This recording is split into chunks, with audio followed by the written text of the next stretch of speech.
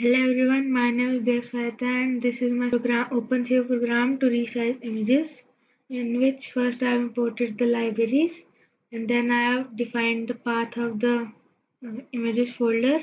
Then I have created a list of the images in the folder, and then I have set the program to create a folder resized images if it does not exist, and in which I will be showing the resized images. And here I have resized the images by 1/8 of the original size. And now let's run the program. I will be cutting the part of this because it will be taking a time of about 2 to 3 minutes. Yes, so now the images have been resized. So now let's go to the images folder. Let us see first the original size of the image. Yes, so the original size of the image named A is 3.11 MB. So now let's see the resized size.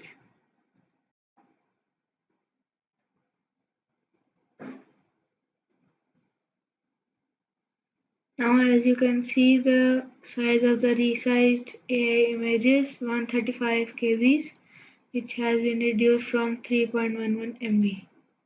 Thank you for watching my video.